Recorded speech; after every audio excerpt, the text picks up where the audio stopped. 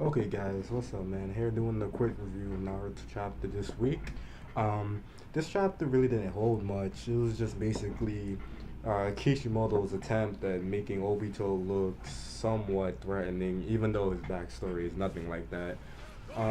Not for a minute am I going to believe that Obito was going to be some kind of all-powerful, like amazing final villain if it takes them to literally erase his identity for us to actually see him as a threat in any way. I let my teammate die right there, and I got bodied. But, anyways, the chapter basically goes as such. Obito sucks in or absorbs all of the Jinchuriki. Everybody's all surprised and stuff, looking like they just saw the Holy Ghost or something.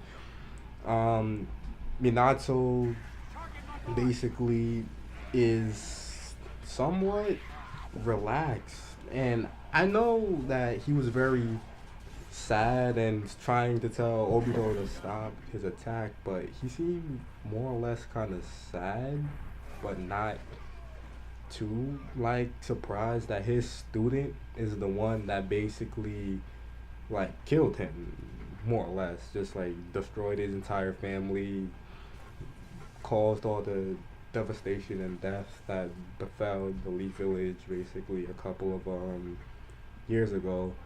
And it's hard to believe that in the end of all of this, after God knows how many years in Naruto, in the end we get Obito as a final villain, or the Jinchuriki, if that's what you really want to call him. I mean, I'm still gonna call him Obito because he's still Obito. He still looks like Obito. He probably will act like Obito once he gets his identity back and all his memories and stuff.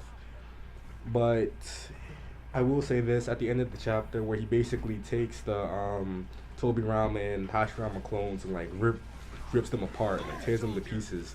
I was like, oh, okay, okay, maybe we got something here, but I doubt it. I doubt somehow he's gonna try to chalk this all up to Rin, pedophile, pedal bear, whatever type of talk. Now, I'm not saying that the chapter was bad per se. I actually like Naruto more when it's less dialogue and it's like more action, because that's where it really shines in my opinion. I know some other reviewers have said this too, but this is where my opinion stands. This is where it shines, is in the action.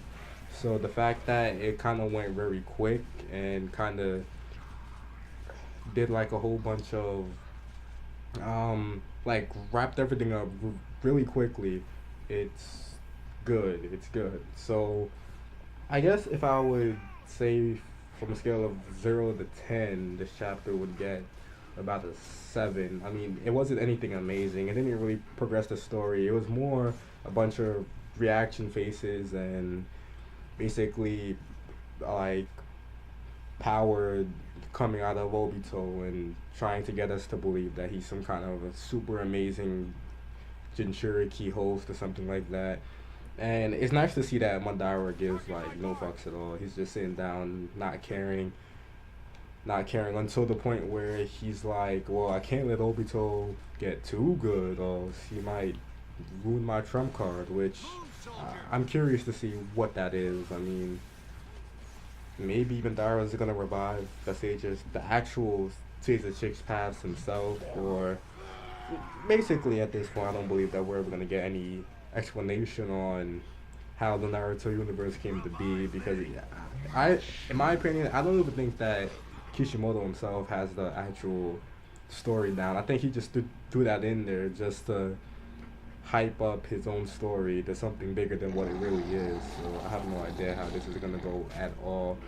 Um, this was an okay chapter, above average, I guess. If you want to say you care more about the action and stuff, well, I'm pretty much done here. Just got my like ass beat in this game, but basically I'm done. Sign it. That's it.